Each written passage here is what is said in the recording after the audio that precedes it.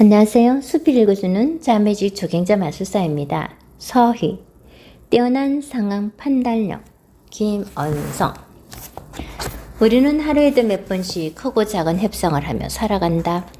약속 장소를 자신에게 가까운 쪽에서 잡기 위해 협상을 하고, 거래처와 마감 기한을 조절하기 위해 더 많은 연봉을 받기 위해 협상을 한다. 이런 협상은 관계에서 끊임없이 이루어진다. 그런데 관계가 제대로 형성되어 있지 않으며 그 순간부터 문제가 발생한다.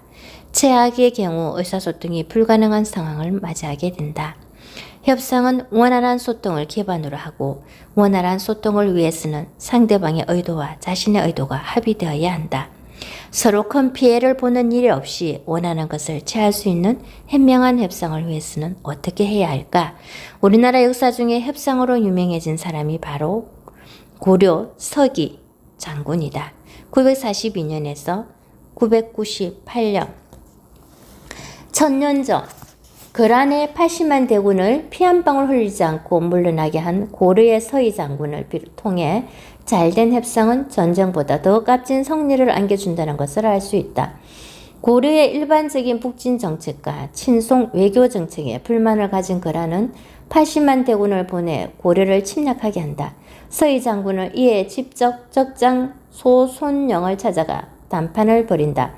나아가 외교적 방법으로 고려 침탈을 막고 강동 6주까지 획득하는 성과를 올린다.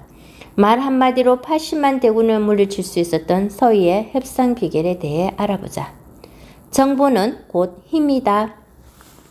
우리는 지금 정보의 홍수 속에 살고 있다. 인터넷을 통한 정보력은 가히 무서울 정도다. 특히 실시간으로 업데이트되는 뉴스를 통해 우리는 어제의 정보가 아닌 바로 지금 생산되는 정보를 얻을 수 있게 되었다. 그리고 그 정보를 빨리 파악하지 못하면 시대에 뒤처지게 되고 우리가 원하는 것을 얻을 수 없게 된다. 쉬운 예로 마트에서 갑자기 선착순 20명 20분께만 포도 한 상자 가격에 2상자를 드립니다. 라며 깜짝 세일을 할 때 가장 가까이 있는 사람이 혜택을 받는다.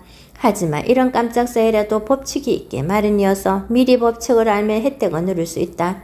사람들이 가장장을 많이 보러 오는 오후 4시에서 6시 사이에 하며 대부분의 품목은 공산품이 아닌 과일이나 채소 같은 신선도가 중요한 재료들이 많다.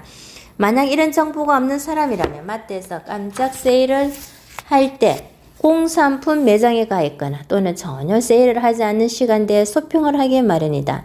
인간관계에서도 마찬가지이다. 상대방에 대한 정보가 없으면 관계를 형성하기가 쉽지 않다. 인간관계는 나이가 들면 들수록 어렸을 때의 순수한 마음과 달리 자신의 목적을 위해 형성하는 경우가 많아진다. 그래서 사람을 만나면 자신에게 유리한 방향으로 대화를 이끌기 위해 노력한다. 이때 대화를 자신의 의도대로 이끌어갈 수 있는 가장 중요한 힘은 상대방에 대한 정보이다. 서희는 고려 초기의 인물이다.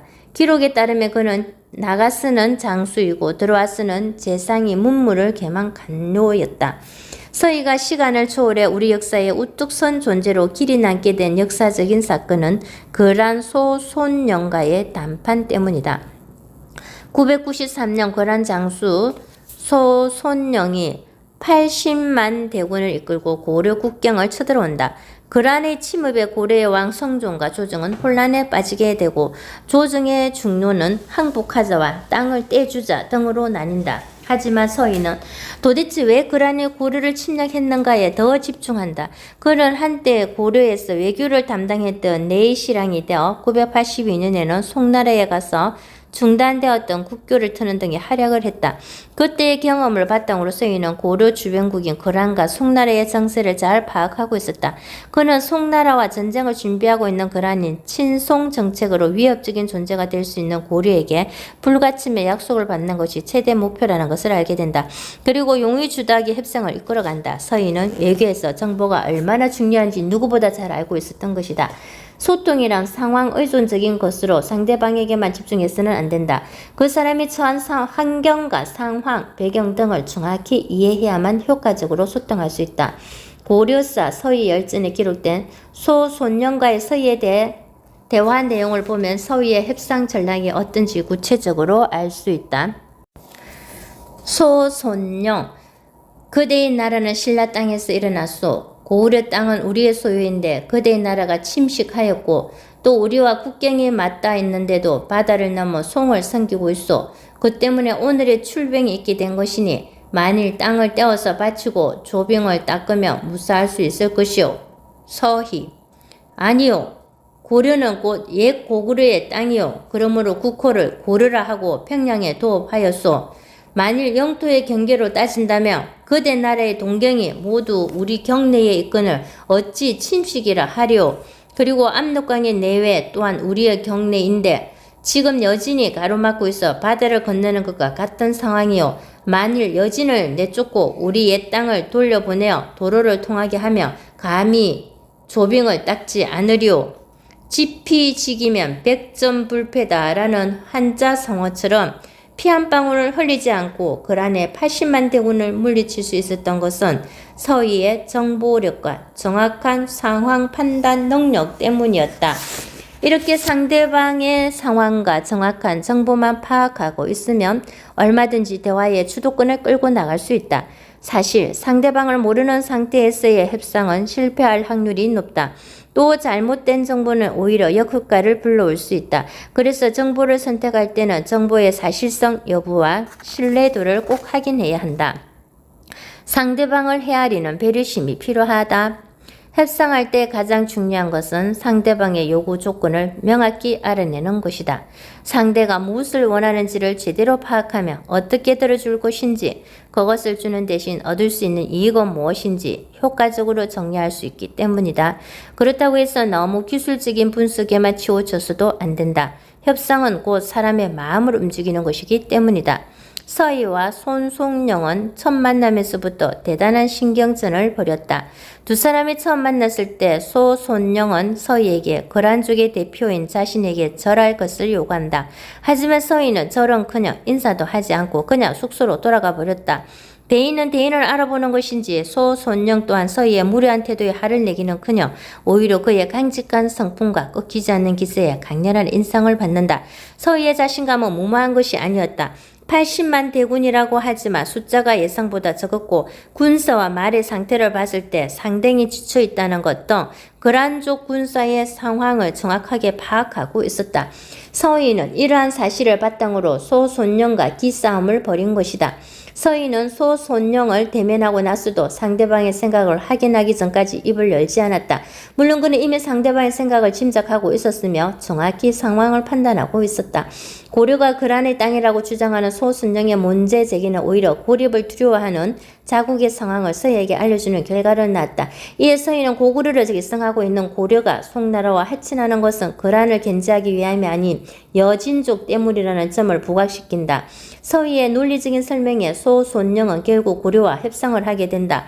좋은 협상은 서로에게 이득이 되어야 한다. 양쪽 모두가 성리하는 협상이 이루어지려면 무엇보다 상대방의 마음을 헤아리는 배려가 있어야 한다.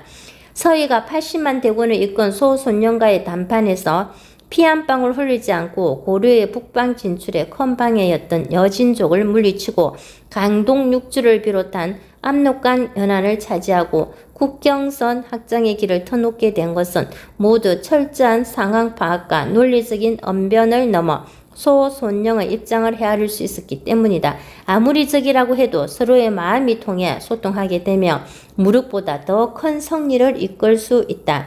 관계를 맺는 것은 나 혼자만 잘한다고 되는 것이 아니다. 관계 맺기는 자신의 말과 행동을 상대방이 어떻게 받아들이는가도 매우 중요하다. 서희는 고립을 두려워하는 거란의 입장을 충분히 고려해 협상을 진행시켰다. 만약 고려의 존폐가 달려있는 위급한 상황에서 거란을 배려하지 않고 그가 경거망동했다면 고려의 역사는 다시 쓰였을지도 모른다. 본 협상에서 양쪽 모두 만족할 만한 성과를 얻은 것을 축하하기 위해 손영은 연회를 베푼다. 하지만 서희는 처음에는 연회 참석을 거부한다. 전쟁 중에 연회에 참석하는 것은 왕과 백성에 대한 도리가 아니라는 이유에 쓰였다. 그러나 계속된 손영의 초청에 융통성을 발휘해 참석한다. 기본적 원칙과 신념을 지키면서도 적당한 선에서 타협할 줄 아는 조정 능력이 있었던 것이다. 당시 상황은 누가 봐도 소선영이 협상에 키를 쥐고 있는 형국이었다. 오죽하며 고려의 충신들조차 투항론으로 국왕을 설득하려 들었겠는가. 하지만 서인은 한치도 물러서지 않았다. 오히려 송나라와의 국교 단지를 조건으로 압록강 유역의 땅까지 요구한다. 협상에서 정부력만큼 중요한 것은 바로 밀고 당기는 기술이다. 친구 사이나 연인, 부부관계나 직장생활에서도 밀고 당기기를 제대로 하지 못하면 없는 것보다 있는 것이 많아진다. 우리는 주변에서 일상의 사소한 협상조차 제 뜻대로 이뤄내지 못하는 사람들을 종종 볼 수 있다. 대부분 그런 사람들에게는 다음의 두 가지 특징을 찾아볼 수 있다. 첫째, 이런 사람들은 지나친 자신감으로 상대방의 입장은 전혀 고려하지 않는다. 우격다짐으로 상대방을 굴복시켜 무조건 자기가 원하는 것만 얻으려고 하는 것이다. 둘째, 앞의 경우와 반대로 지나치게 소심하기 때문이다. 분명 자신의 뜻과 생각이 있음에도 불구하고 원하는 조건을 입 밖으로 꺼내지도 못한다. 상대방의 이야기에 무조건 고개만 끄덕하고 있다가 결국 손해를 보는 경우다. 가장 현명하고 효과적으로 협상하는 방법은 줄 것은 주고 받을 것은 받는 것이다. 이해 득실을 따질 때는 논리적이고 명확하게 해야 한다. 하지만 이때에도 상대방을 배려하고 존중하는 서의의 지혜는 잊지 말아야 한다.